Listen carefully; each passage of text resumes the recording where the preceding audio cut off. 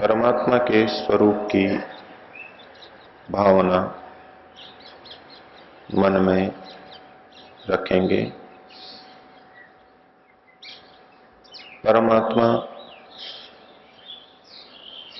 मेरे अत्यंत निकट है।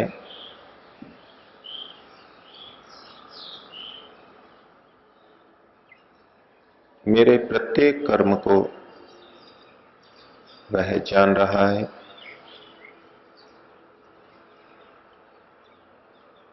और वो पूर्ण न्यायकारी है।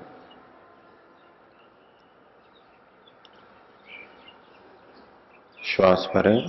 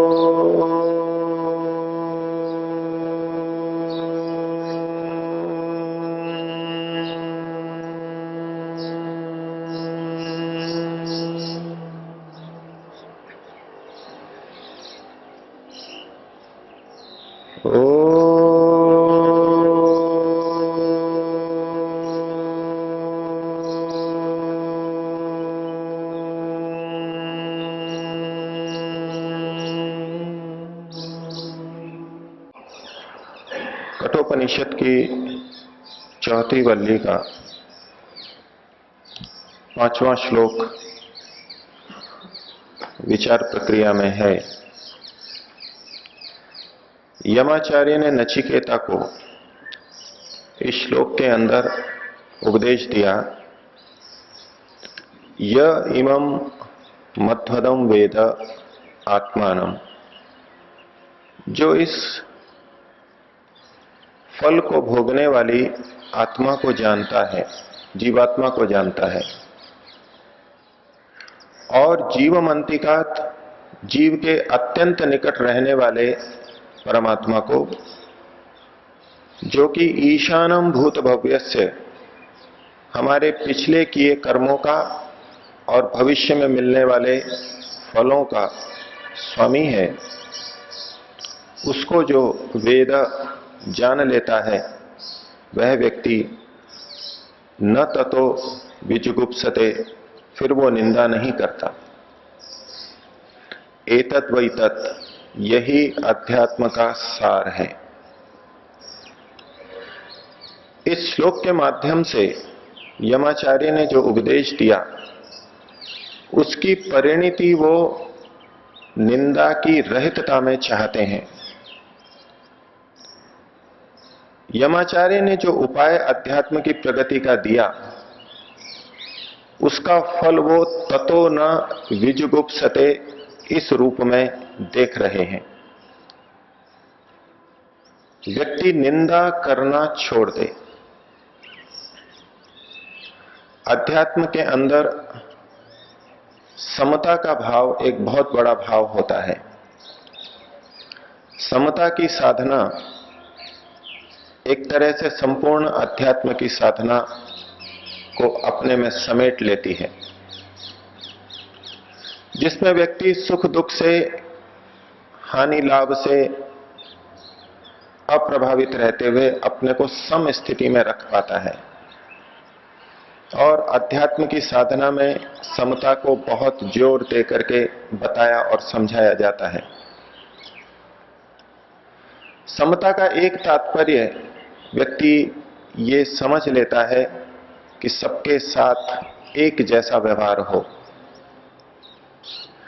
लेकिन वैदिक दृष्टि से समता का अर्थ है यथा योग्य व्यवहार। यमाचार्य कह रहे हैं कि इन उपायों को करके आत्मा और परमात्मा को जान करके व्यक्ति निंदा नहीं करता। उसका तात्पर्य है वो अयथा योग्य व्यवहार को छोड़ देता है, यथा योग्य व्यवहार करता है। जिसमें गुण नहीं है उसकी प्रशंसा कर देना भी निंदा है,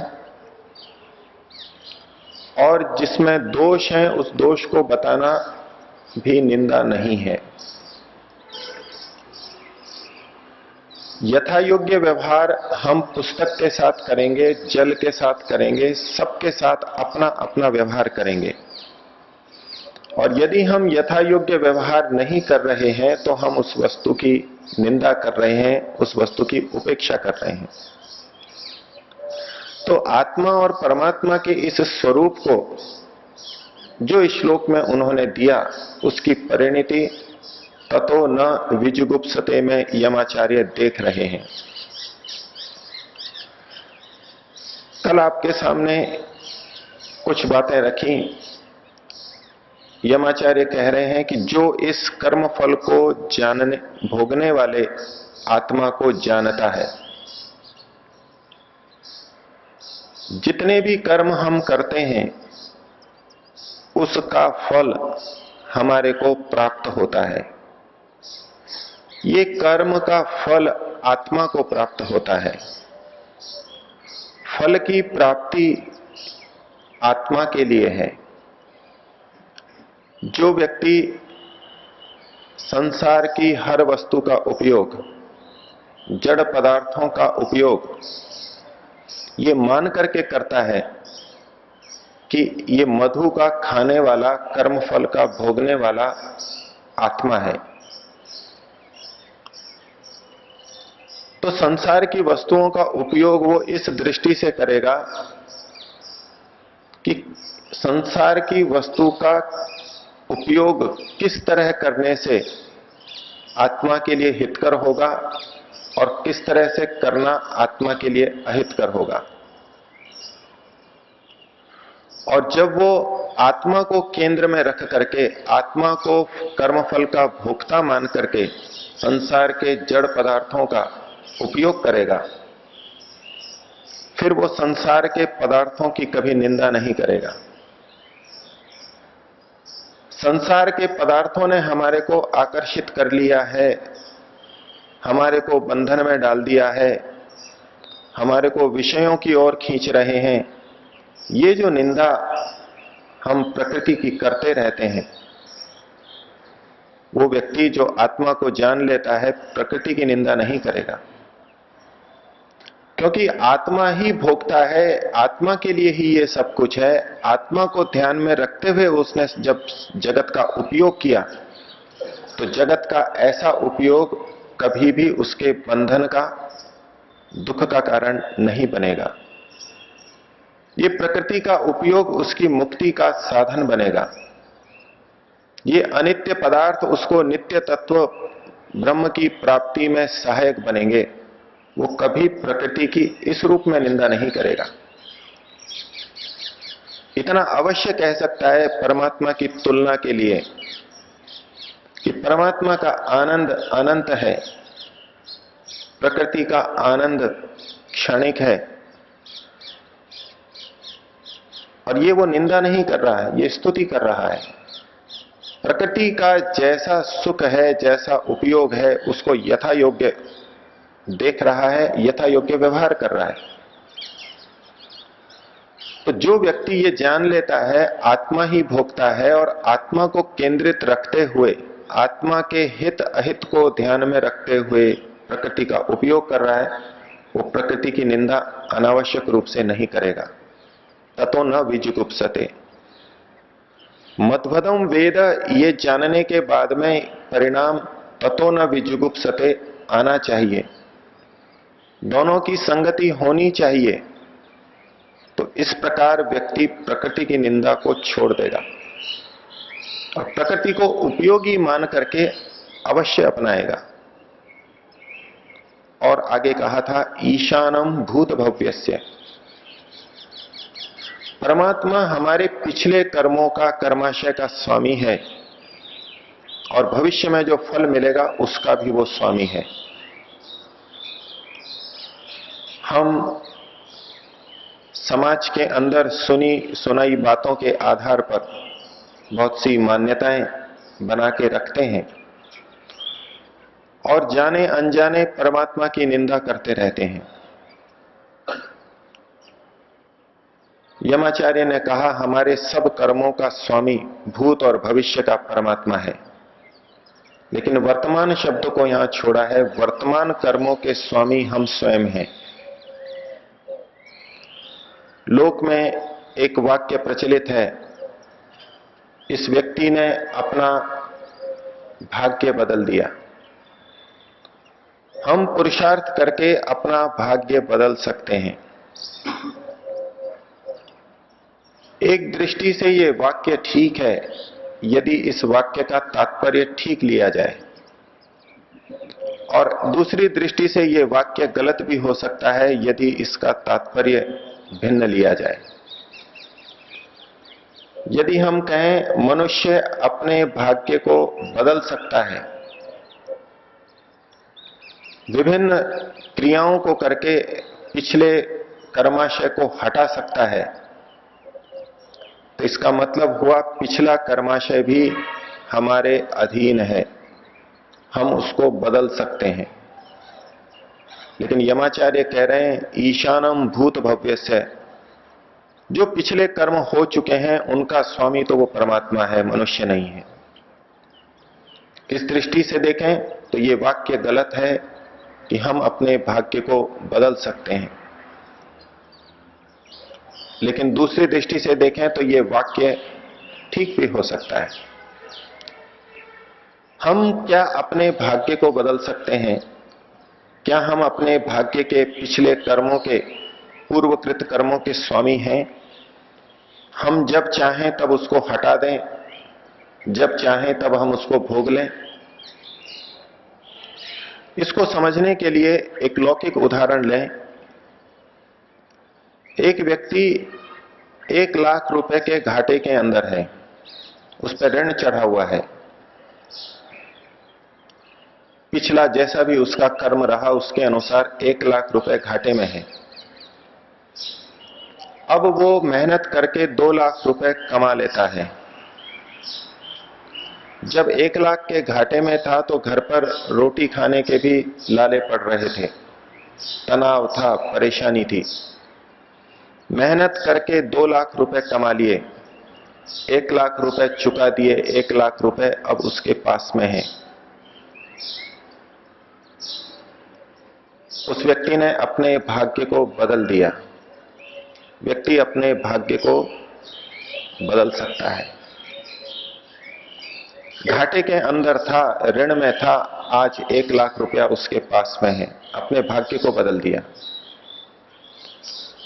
इस दृष्टि से वाक्य ठीक है, लेकिन यदि इसका यह तात्पर्य लिया जाए कि हम अपने पिछले किए हुए कर्मों के फल को बदल सकते हैं, तो यह ठीक नहीं होगा। ये क्यों नहीं ठीक होगा? क्या उस व्यक्ति ने अपने पिछले 1 लाख के ऋण को, 1 लाख के घाटे को सहन नहीं किया, नहीं भोगा? उस व्यक्ति के पास 1 लाख का घाटा था, 2 लाख रुपए मेहनत करके कमाए तो 1 लाख उसके पास बचा हुआ है। यदि पिछला घाटा नहीं होता, बराबर का हिसाब होता, तो उतनी ही मेहनत के बाद में उसके पास 2 लाख रुपए होते, 1 लाख नहीं होते। तो जिसको पास 1 लाख बचा है, क्या उसने अपने पिछले कर्म को बदल दिया है?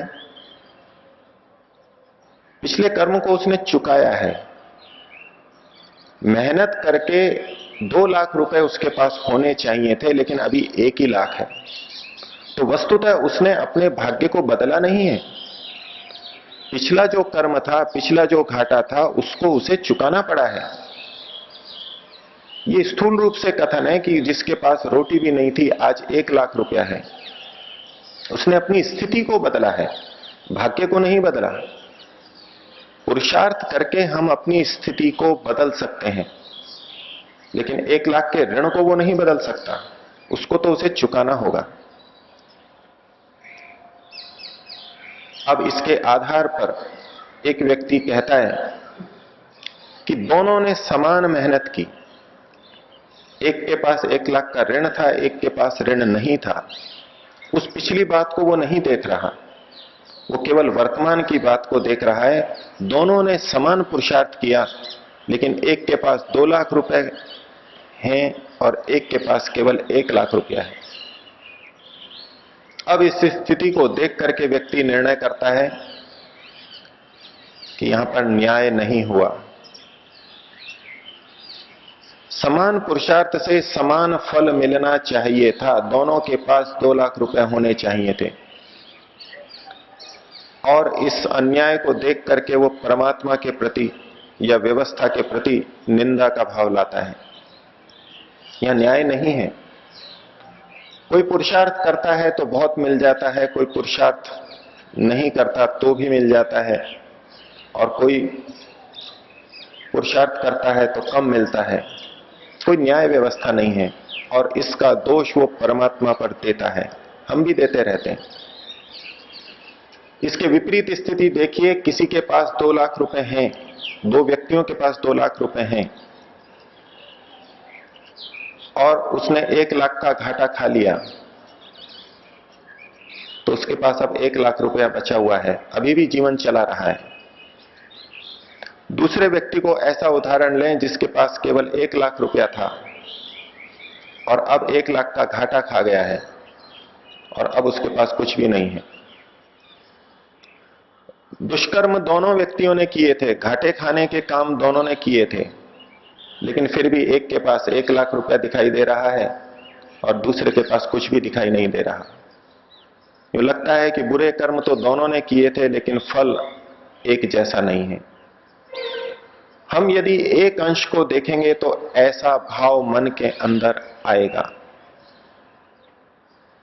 लेकिन वस्तुतः हम अपने भाग्य को बदल नहीं सकते, क्योंकि हमारे भूत का स्वामी वो परमात्मा है। वो ही वहां निर्णय करता है, वो ही सारी व्यवस्था करता है।